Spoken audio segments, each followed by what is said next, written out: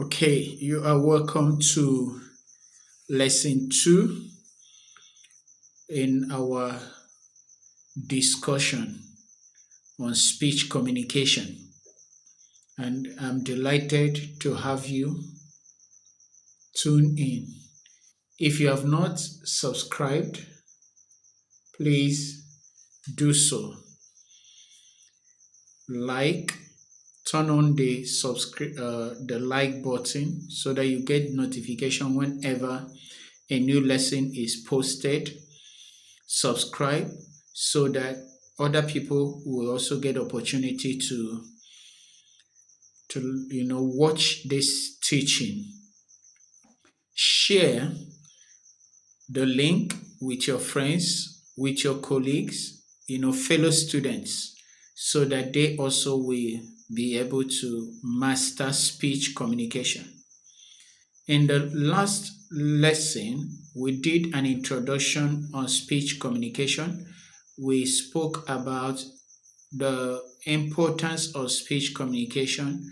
We looked at the elements of speech communication, and we also looked at the process of speech communication. Today, in lesson 2, we want to look at the theories and models of communication. Communication is built on theories. There are theories that explain communication, and there are models that are used to illustrate communication. Basically, theories are explanations on how things happen. A theory about childbirth, for example, explains to you what happens, before, during childbirth. It tells you how a child, is conceived, nurtured in the womb, and then carried to 9 months. So that is a theory, and different people can have different explanations about a particular thing. So a theory is an intelligent, logical explanation concerning a phenomenon. So if, for instance, I come up now and something happened in the city where I live, and somebody comes to ask me what happened, why did it happen, how did it happen, and I give the person, an explanation of what happened, why it happened, and how it happened. That is my theory about that particular event. Another person can also come talking about the same event, gives a version of his own explanation that is different from mine, but does not necessarily contradict mine, but maybe adds one or two things that I missed out. But the important thing is that my explanation is factual, and that other person's explanation is also factual.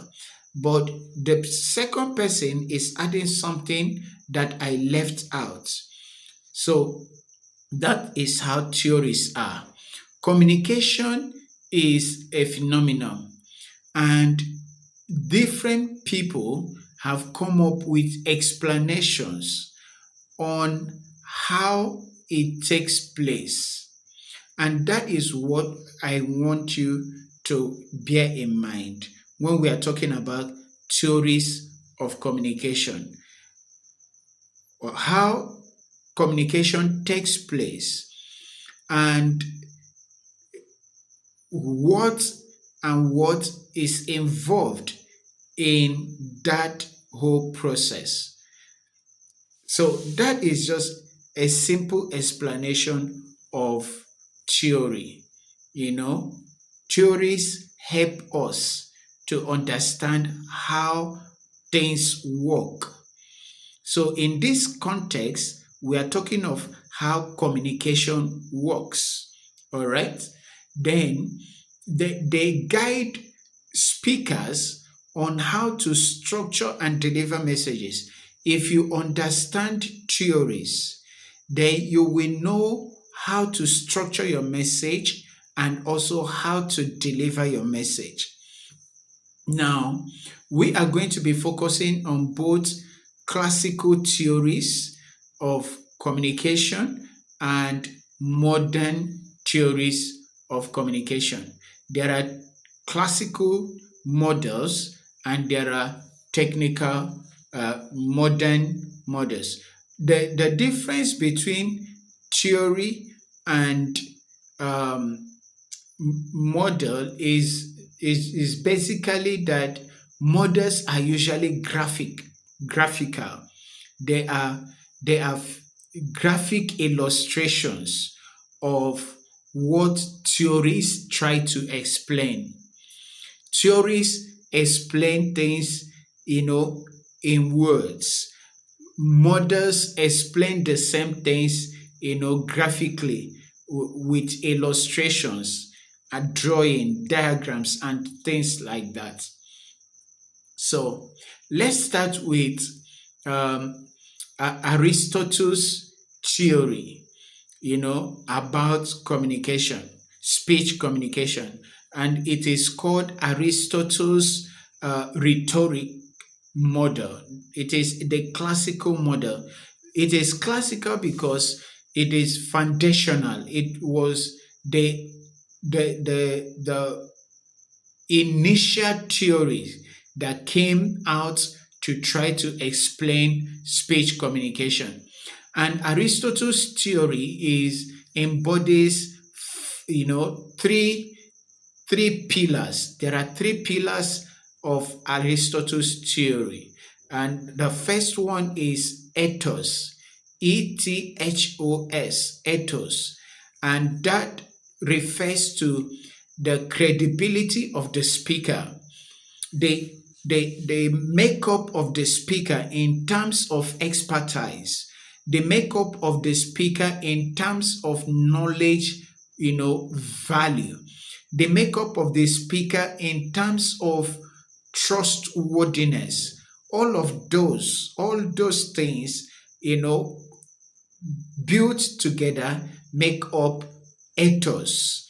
Can somebody believe the speaker? Can somebody rely on what the speaker is saying? Can somebody make use of, the information coming from the speaker? All of that depends on the credibility of the speaker. And elements of that, credibility, it will include trustworthiness of the speaker. It will include knowledge, expertise of the speaker. It will include, the experience, the empirical evidence. The speaker, is able to speak of his own personal experience. Somebody writing in the Bible, those who are Christians will relate with this. Those who are not Christians may not know this. But somebody writing in the Bible said, that which we have seen, that which we have heard, that which our hands have handled. In other words, we know this thing empirically. We understand this and we have handled this thing ourselves. So that gives you a measure of authority. So that measure of authority is what we refer to as credibility. Is that okay? Now, the second pillar in Aristotle's rhetoric model or the classical model is pathos. Pathos is emotional appeal. Pathos is where we get the word empathy. It is out of it we get the word empathy. It is when you talk about empathy, when you talk about sympathy, all of that come under ethos. So ethos is the emotional appeal in your speech. When you are speaking and you are able to make emotional appeal, you include emotional appeal that will cause the audience to emotionally connect with what you are saying. We are talking about pathos in that regard. That's what we refer to as pathos. Then the third pillar is logos. Logos is the logical argument or reasoning behind the speech. It has to do with logical arrangement of facts leading to leading you to convince your audience. So when you are making a speech and your facts are disjointed, your facts are not logical, they don't they don't make any reasonable sense, it means that the logos is lost. And what it simply means is that if you are making a speech and any of these pillars is absent, your speech will not be effective. So look at those three pillars as the three legs of a stool, a three-legged stool. If any of these elements is taken out, the stool is going to fall. So that is the same thing. If any of these things is taken out, your communication is going to fail. So if you don't want your communication to fail, you have to ensure you have credibility. I can speak on what I'm speaking about because I am a professional in this thing. I'm an expert in communication. I hold a PhD in communication. Okay. So I have the credibility to deliver this lesson to you. If I don't have that credibility, I will not be able to convincingly, present this message.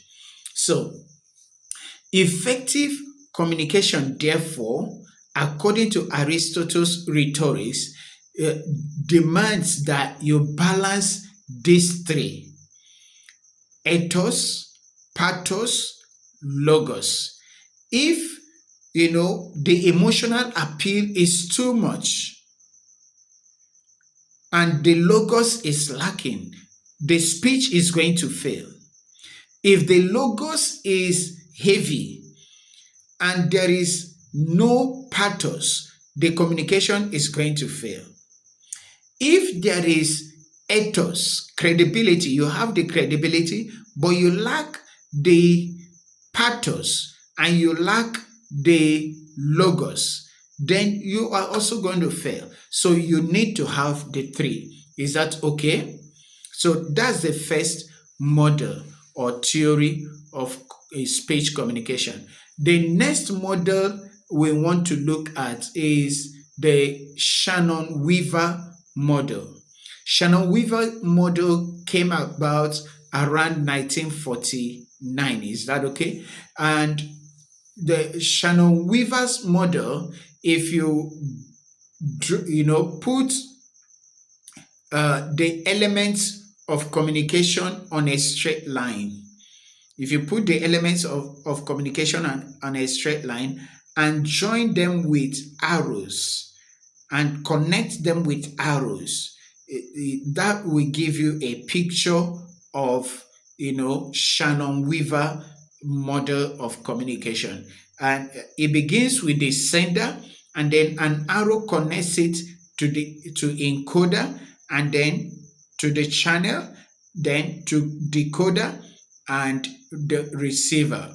So now the sender may actually not be the encoder, I can prepare the message, but somebody else can encode it. Somebody else can encode it. And then it gets to the channel. Somebody else can, decode it. And, somebody will receive it. For instance, if we are in terms of electronic uh, transmissions, what you will get is that I will speak, for example, on radio, but what will go out is an electronic signal. That electronic signal has to be decoded, you know, when it passes through the channel. When it passes through the channel. So, like you are watching me now, you are hearing me, but what is actually happening is that YouTube is encoding my speech, is encoding my image, and is going to send it out as digital signal. That digital signal, encoded digital signal, comes to you through YouTube. YouTube also has the ability to decode it, okay? And then you that is watching, you are receiving it. Is that okay? Now, this Shannon-Weaver model also includes noise. It recognizes that in the communication process, there is the element of noise, which is interference, okay? Unintended interference with the communication. Now, Shannon-Weaver model, both of the Shannon and Weaver, both of them were, technical people, mathematician, and in the engineering sector. So they were actually focused on technical efficiency of a message, technical efficiency of message transfer. If I'm going to transfer a message through radio, it has to come out at the other end with little or no interference at all, with little or no noise. Now, this model is useful for media and technological communication context.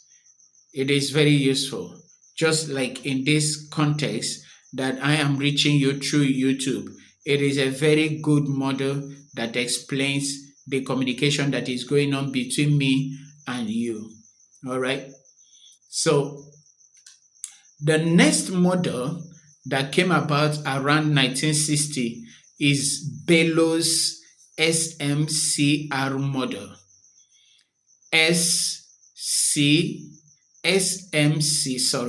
SMCR model. Okay. The S stands for source, the M stands for message, the C stands for communication, the C stands for channel, the R for receiver. Is that okay? SMCR model. Now, the source must have communication skills.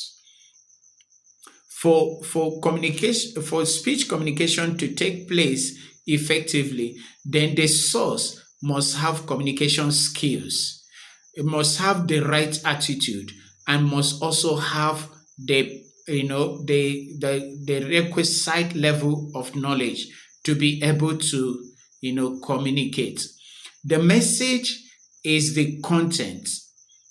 Okay, like the content I am sharing with you today is theories and models of communication. So the message is the content, the elements of that message, and how it is treated.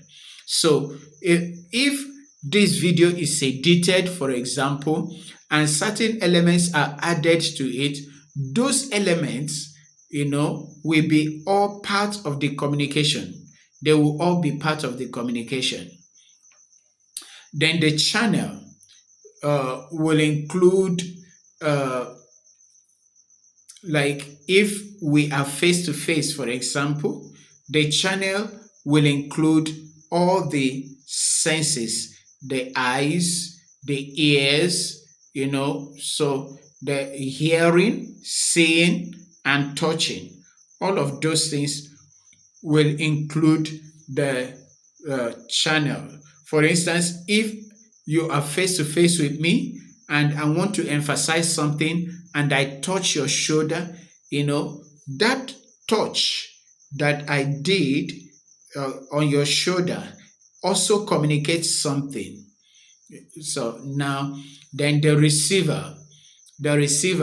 same components that are in the we find in the source, you also find them in the receiver, which will include communication skill.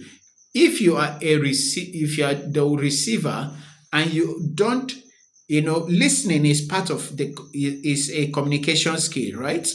Good. So if you are the receiver and you lack, listening skills, you communication is going to fail. Communication is going to fail.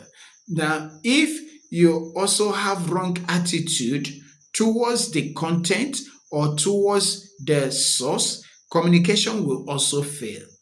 Now, if you don't have the same level of knowledge that will help you to assimilate, interpret, decode what the source is sending, then communication will also fail.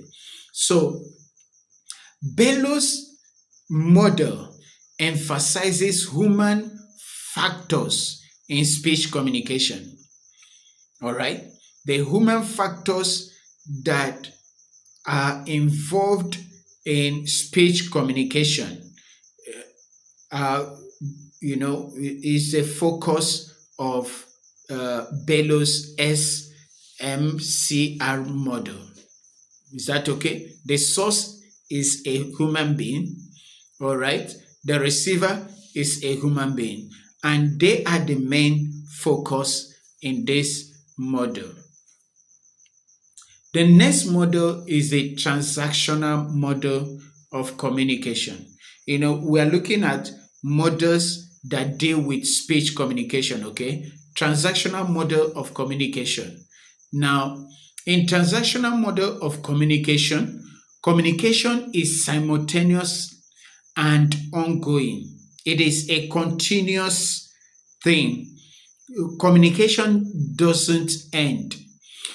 Both the sender and the receiver are active participants in the communication, situation.